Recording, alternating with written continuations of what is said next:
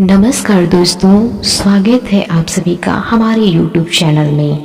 आज के हमारे इस वीडियो में हम आपके लिए बृहस्पति व्रत की कहानी लेकर आए हैं, तो आप इस वीडियो के अंत तक बने रहिएगा। अगर आप हमारे चैनल पर नए हैं तो कृपया कर हमारा चैनल सब्सक्राइब कर लें और देर न करते हुए वीडियो शुरू करते हैं। प्राचीन समय की बात है, एक नगर में एक बड़ा व्यापारी रहता था। वह जहाजों में माल लदवाकर दूसरे देशों में भेजा करता था। वह जिस प्रकार अधिक धन कमाता था उसी प्रकार जी खोलकर दान भी करता था, परंतु उसकी पत्नी अत्यंत कंजूस थी। वह किसी को एक दमड़ी भी नहीं देने देती थी। एक बार सेठ जब दूसरे देश व्यापार करने गया तो पीछे से बृहस्पति देव ने साधु वेश में उसकी पत्नी से भिक्षा मांगी। व्यापारी की पत्नी बृहस्पति देव से बोली, हे साधु महाराज, मैं इस दान और पुण्य से तंग आ गई हूँ। आप कोई ऐसा उपाय बताएं जिससे मेरा सारा धन नष्ट हो जाए और मैं आराम से रह सकूं। मैं यह धन लूटता हुआ नहीं देख सकती। बृहस्पति देव ने कहा, हे देवी, तुम बड़ी विचित्र हो। संतान और धन से कोई दुखी होता है। अगर अधिक धन है तो इसे शुभ कार्यों में लगाओ, कुंवारी कन्याओं का विवाह कराओ, विद्यालय और बाग बगीचों का निर्माण कराओ। ऐसे पुण्य कार्य करने से तुम्हारा लोक परलोक सार्थक हो सकता है। परंतु साधु की इन बातों से व्यापारी की पत्नी को खुशी नहीं हुई। उसने कहा, मुझे ऐसे धन की आवश्यकता नहीं है जिसे मैं दान दूं। तब बृहस्पति देव बोले, यदि तुम्हारी ऐसी इच्छा है तो तुम एक उपाय करना। 7 बृहस्पतिवार घर को गोबर से लीपना, अपने केसों को पीली मिट्टी से धोना, केसों को धोते समय स्नान करना, व्यापारी से हजामत बनाने को कहना, भोजन में मांस मंदिरा खाना, कपड़े अपने घर धोना। ऐसा करने से तुम्हारा सारा धन नष्ट हो जाएगा। इतना कहकर बृहस्पति देव अंतर्ध्यान हो गए। व्यापारी की पत्नी ने बृहस्पति देव के कहे अनुसार 7 बृहस्पतिवार वैसा ही करने का निश्चय किया। केवल 3 बृहस्पतिवार बीते थे कि उसी समस्त धन संपत्ति नष्ट हो गई और वह परलोक सिधार गई। जब व्यापारी वापस आया तो उसने देखा कि उसका सब कुछ नष्ट हो चुका है। उस व्यापारी ने अपनी पुत्री को सांत्वना दी और दूसरी नगर में जाकर बस गया। वहाँ वह जंगल से लकड़ी काट कर लाता और शहर में बेचता। इस तरह वो अपना जीवन व्यतीत करने लगा। एक दिन उसकी पुत्री ने दही खाने की इच्छा प्रकट की, लेकिन व्यापारी के पास दही खरीदने के पैसे नहीं थे। वह अपनी पुत्री को आश्वासन देकर जंगल में लकड़ी काटने चला गया। वहाँ एक वृक्ष के नीचे बैठकर अपनी पूर्व दशा पर विचार कर रोने लगा। उस दिन बृहस्पतिवार था।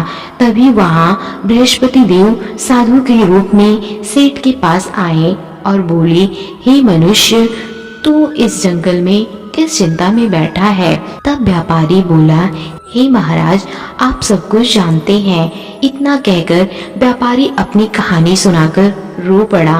बृहस्पति देव बोले, देखो बेटा, तुम्हारी पत्नी ने बृहस्पति देव का अपमान किया था, इसी कारण तुम्हारा यह हाल हुआ है। लेकिन अब तुम किसी प्रकार की चिंता मत करो।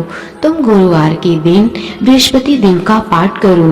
2 पैसे के चने और गुड़ को लेकर जल की लोटी में शक्कर डालकर वह अमृत और प्रसाद अपने परिवार सदस्यों और कथा सुनने वालों में बांट दो।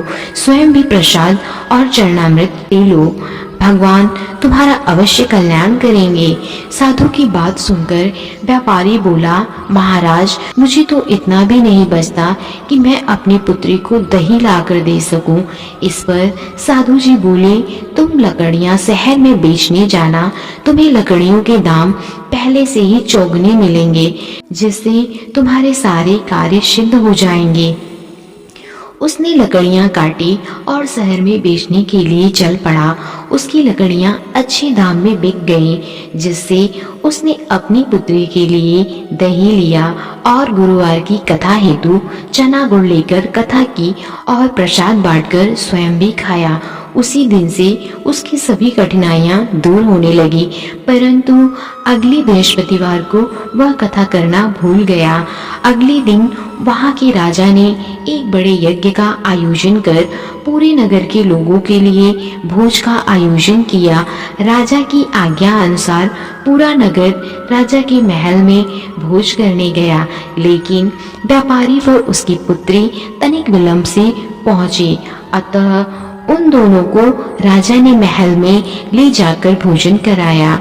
जब वे दोनों लौटकर आए, तब रानी ने देखा कि उसका खूंटी पर टंगा हार गायब है। रानी को व्यापारी और उसकी पुत्री पर संदेह हुआ। उसका हार उन दोनों ने ही चुराया है। राजा की आज्ञा से उन दोनों को कारावास की कोठरी में कैद कर दिया गया। कैद में पड़कर दोनों अत्यंत दुखी हुए। वहां उन्होंने बृहस्पति देवता का स्मरण किया। बृहस्पति देव ने प्रकट होकर व्यापारी को उसकी भूल का आभास कराया और उन्हें सलाह दी कि गुरुवार के दिन कैद खाने के दरवाजे पर तुम्हें 2 पैसे मिलेंगे। उनसे तुम चने और मुनक्का मंगलवार विधि पूर्वक बृहस्पति देवता का पूजन करना, तुम्हारे सब दुख दूर हो जाएंगे। बृहस्पतिवार को कैद खाने के द्वार पर उन्हें 2 पैसे मिले। बाहर सड़क पर एक स्त्री जा रही थी। व्यापारी ने उसे बुलाकर गुड़ और चने लाने को कहा। इस पर वह स्त्री बोली, मैं अपनी बहू के लिए गहने लेने जा रही हूँ, मेरे पास समय नहीं है। इतना कहकर वह चली गई। थोड़ी देर बाद वहां से एक और स्त्री निकली। व्यापारी ने उसे बुलाकर कहा, हे बहन, मुझे बृहस्पतिवार की कथा करनी है, तुम मुझे 2 पैसों का गुड़ चना ला दो। बृहस्पति देव का नाम सुनकर वह स्त्री बोली, भाई मैं तुम्हें अभी गुड़ चना लाकर देती हूँ।